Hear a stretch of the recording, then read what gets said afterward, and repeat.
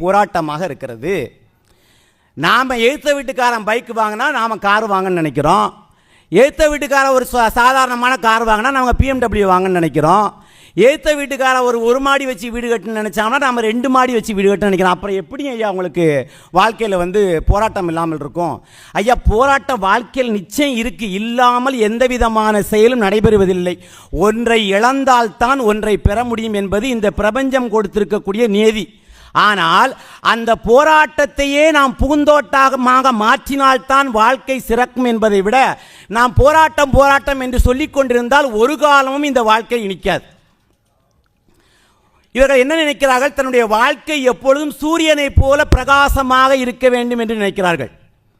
ஆனால் வாழ்க்கை என்பது நிலவை போல தேய்பிறையும் வளர்பிறையுமாக இருக்கக்கூடிய ஒன்று என்பதை இவர்கள் மறந்து விட்டார்கள். ஐயா, நீங்கள் தேய்பிரையை கூட 3ஆம் நாள் தேய்பிரையை கூட ரசிக்கிறார்கள். அதைத்தானே சிவபெருமானன் தலையிலே சூடியுள்ளான். அப்போ அந்த குறைவாக இருப்பதை கூட நாம் நிறைவாக எடுத்துக்கொள்ளும் பொழுது நம்முடைய வாழ்க்கை நிச்சயமாக ஒரு பூந்தோட்டமாக மாறும் என்பதற்கு எந்த விதமான ஒரு ஐயமும் இல்லை. சின்ன சின்ன விஷயங்களை கூட நீங்கள் சந்தோஷமாக எண்ணினால் நிச்சயமாக அவை உங்களுக்கு மகிழ்ச்சியை கொடுக்கும்.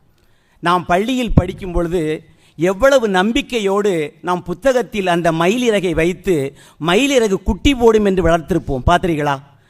சில பேர் அந்த மயிலிறகுக்கு அரிசியே போட்டு வளர்ப்பான். பார்த்துருக்கீங்களா? எவ்வளவு நம்பிக்கை! அதை எண்ணி பாருங்கள். உங்களுடைய பள்ளி காலத்தில் நீங்கள் வாழ்ந்த கதைகளை எல்லாம் எண்ணிப்பார்கள். நிச்சயமாக நீங்கள் படுத்த உடனே தூங்குவீர்கள். அதை விட்டுவிட்டு இருப்பதை விட்டுவிட்டு பறப்பதற்கு ஆசைப்படும் பொழுதுதான் அங்கே போர்க்களமே உருவாகிறது. ஆண்டவன் படைச்சான், எங்கிட்ட கொடுத்தான், அனுபவி ராஜான்னு அனுப்பி வச்சான், என்ன அனுபவி ராஜான்னு அனுப்பி வச்சான். யார் சொல்றாரு? கவிஞர் கண்ணதாசன் சொல்றாரு. எல்லாவற்றையும் இந்த பிரபஞ்சம் நமக்கு அனுபவிப்பதற்காக கொடுத்திருக்கிறது. அதை விட்டுவிட்டு ஏதோ ஒரு பழைய கதைகளை எடுத்துக்கொண்டு நீங்கள் கஷ்டப்பட்டதை நீங்கள் நினைக்க வேண்டாம்.